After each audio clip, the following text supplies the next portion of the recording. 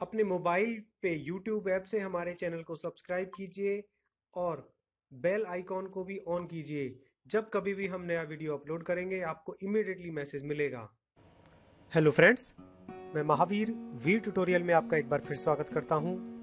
आज हम सीखेंगे ITR रिटर्न भरना। जैसा हम सभी जानते हैं 31 जुलाई 2017 लास्ट डेट है फाइनेंशियल ईयर 2016-17 जो कि फाइनेंशियल ईयर जो कि मार्च 2017 को खत्म हो रहा है, उसकी ITR रिटर्न भरने के लिए फॉर द इंडिविजुअल प्रोपराइटर्स के लिए। तो सैलरीड पर्सन जो होते हैं उनकी रिटर्न को किस तरह से भरना है उसके बारे में हम बात करेंगे। हम एक एक्सेल शीट यहाँ पर आपके साथ शेयर करना चाहेंगे। इसमें दो शीट्स हैं। आप एक में इंस्ट्रक्शंस आप देख रहे हैं, दूसरी में आप देख रहे हैं इनकम टैक्स कैलकुलेशन। इसका लिंक आप डिस्क्रिप्शन में देख सकते हैं, वहां से इस फाइल को आप डाउनलोड कर सकते हैं और अपनी रिटर्न भर सकते हैं। तो इस कैलकुलेशन को किस तरह से करना है तो इसमें बहुत आसान, बट उससे पहले में जो इंस्ट्रक्शंस हैं, जो हमारी डिडक्शंस होनी होती हैं, उसके बारे में मैं वन बाय वन बता देता हूँ। आप यहाँ पर देख पाएंगे डिडक्शंस जो हैं। इस अगली वाली शीट को किस तरह से भरना है उसके बारे में इंफॉर्मेशन है। इसको तो आप सभी पढ़ लीजिएगा और आपको समझ में आ जाएगा किस तरह से। वैसे मैं भी आपको आगे बताऊंगा कि किस तरह से करना है। मैं आपको थोड़ी सी टैक्स के बारे में जानकारी देना चाहूंगा, वो भी इस शीट में लिखी हुई है। आप पढ़ भी सकते हैं, बट बेटर है कि मैं आपको एक्सप्लेन कर दूं तो आपको अच्छे से समझ में आएगा। तो चलिए वन बाय वन मैं आपको बता देता हूँ। ये स्पेशली सैलरीड पर्सन के लिए है, आप ध्यान रखेंगे। जिनको फॉर्म 16 मिल चुका है उनके लिए और भी आसान रहेगा भरना। तो क्या क्या डिडक्शंस इस ईयर में आपको अवेलेबल है वो मैं आपको बता देता हूँ। तो चलिए सबसे पहले स्टार्ट करते हैं HRA से। HRA exemption is minimum.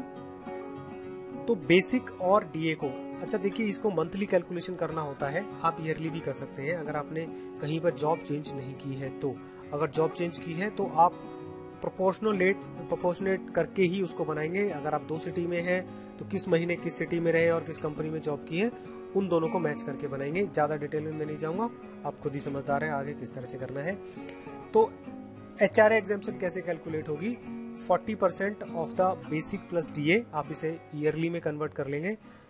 और 50% फॉर मेट्रो सिटीज, जैसे कि मुंबई, कैलकाटा, बेंगलोर, हैदराबाद, ये मेट्रो सिटीज हैं। कुछ और हैं, आप सर्च करेंगे गूगल पे आपको पता चल जाएगा कौन कौन सी है। उसमें आपको 50% मिलेगा बेसिक प्लस DA का। और देखिए इसमें है और एक तो आपको ये कैलकुलेशन करनी है, उसके बाद में actual HRA received for the whole year, then rent paid, उस साल में आपने कितना रेंट पे किया, माइनस, ये भी आपको ईयरली कर लेना है, minus 10% of the basic plus DA। तो अब ये तीनों आप कैलकुलेट कर लेंगे। इसमें से जो भी सबसे कम होगा वह आपकी एग्जेम्पशन लिमिट होगी। या तो वो 40% of the basic plus DA, HRA received और rent paid minus 10% of the basic plus DA। Very simple calculation है, ठीक है फ्रेंड्स। उसके बाद में आपको कन्वेंस मिलता होगा। कन्वेंस में जो मिलता है आपको ट्रांसपोर्टेशन, वो मैक्सिमम 1600 रुपए पर ईयर अलाउड है। अगर आपको 1200 रुपए मिलते हैं तो 1200 होगा, इस बात का आप ध्यान रखेंगे। अगर आपको 1600 से ज्यादा मिलते हैं तो मैक्सिमम जो है वो 1600 रुपए पर मंथ अलाउड होगा। Medical expenditure is exempted to the extent of bill submitted and maximum of 15,000 rupees. तो अगर आपको अपनी कंपनी से मेडिकल मिलता है और आप उसके अगेंस्ट में आप बिल सबमिट करते हैं तो मैक्सिमम तो 15,000 है, लेकिन अगर उससे कम आपने बिल जमा किए हैं तो उससे कम मिलेगा, अदरवाइज 15,000 तक तो मिलेगा ही मिलेगा। ये पर एनम है। LTA एग्जेम्पशन मिलता है आपको इकोनॉमी क्लास का air fare for the family to the destination in India. मतलब इंडिया के अंदर में ही आप घूमेंगे तो मैक्सिमम इकोनॉमी क्लास का एयर फेयर आपको मिलेगा। अगर आप बाय ट्रेन जाते हैं तो ट्रेन का मिलेगा, वो भी बाय शॉर्टेस्ट रूट। ऐसा नहीं है कि आपको मुंबई जाना है तो पहले आप बेंगलोर जाएंगे, चेन्नई जाएंगे, कलकत्ता जाएंगे, फिर मुंबई जाएंगे, नहीं, ऐसे नहीं मिलेगा। आप अगर यहाँ से डायरेक्टली मुंबई जाएंगे तो ही आपको मिलेगा। और LTA जैसा आप सभी शायद जानते होंगे कि ये LTA can be claimed twice in a block of 4 calendar years. Calendar years जनवरी से दिसंबर के बीच का 4 कैलेंडर ईयर्स होता है, उसके बीच में आप 2 बार क्लेम कर सकते हैं। आप ऐसा नहीं है कि एवरी ईयर उसको क्लेम करेंगे, अगर एवरी ईयर क्लेम करेंगे तो वो टैक्सेबल हो जाएगा। तो टोटल जो करंट ब्लॉक है वो है 2014 से 17 का, तो जिसने 14 में लिया होगा तो वो 16 में ले सकता है। इस तरह से आप दो बार ले सकते हैं। अगर आपने हाउसिंग लोन लिया हुआ है और वो भी सेल्फ ऑक्युपाइड है, खुद ऑक्युपाइड करते हैं, वैसा नहीं है कि वो लेके आपने रेंट पे दे दिया है।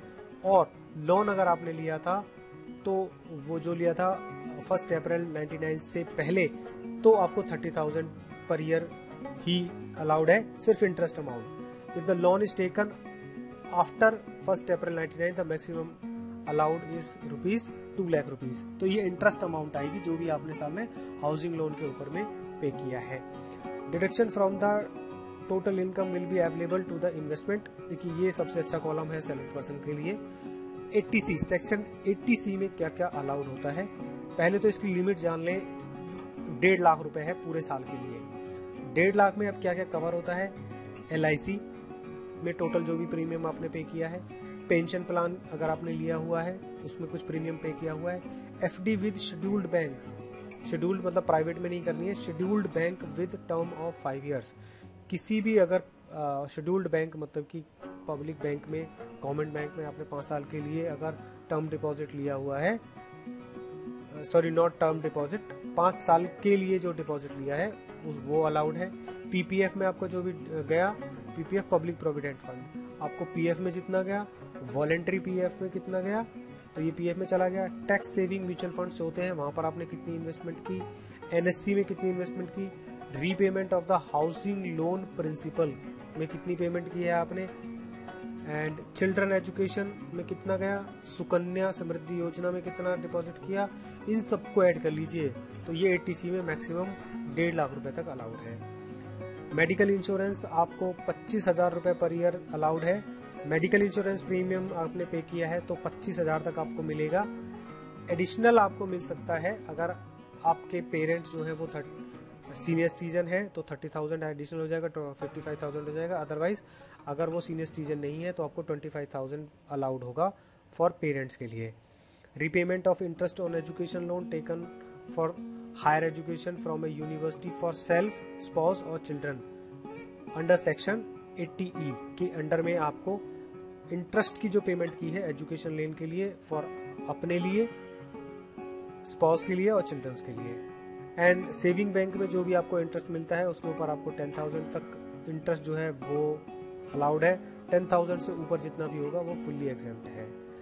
आप अगर सिक्योरिटीज में डिपॉजिट करते हैं और आपकी अगर टोटल इनकम मतलब ग्रॉस इनकम 12 लाख रुपए से कम है या उसके बराबर है तो आपको 50% of the deduction so invested, आपको जितनी भी आपने इन्वेस्टमेंट की है सिक्योरिटीज में वो आपको मिल जाएगी, लेकिन मैक्सिमम 50,000 रुपए है। ठीक है, तो ज्यादा नहीं मिलेगी, सिर्फ 50,000 तक मिलेगी। ये देखिए जो टैक्स रेट है इनकम के लिए 2.5 लाख तक तो पूरा मैन एंड वुमन के लिए टैक्स फ्री है। 2.5 लाख से 5 लाख तक 10%, 5 से 10 20% और 10 से 30 30%। सीनियर सिटीजन के लिए जो एग्जेम्पशन लिमिट है वो 3 लाख रुपए हो जाती है और 80 साल और उससे ऊपर के लिए जो बेस लिमिट है वो है 5 लाख रुपए। इस बात का ध्यान रखेंगे। अगर आपकी इनकम 1 करोड़ से ज्यादा है टोटल तो आपको 15% सरचार्ज भी लगेगा। उस सरचार्ज प्लस टैक्सेबल जितना भी बनेगा उसके ऊपर 3% सेस भी लगेगा। ठीक है फ्रेंड। तो friends thank you for watching this video. अगर आपको ये अच्छा लगा है तो इसको अपने फेसबुक पेज पर, अपनी सोशल नेटवर्किंग वेबसाइट पर, सभी पर आप इसको शेयर कीजिए और हमारे चैनल को भी सब्सक्राइब कर लीजिए, क्योंकि जब कभी भी हम नया वीडियो अपलोड करेंगे तो आपको इमीडिएटली उसका मैसेज आ जाएगा आपके YouTube ऐप पर on your mobile. Thank you for watching once again.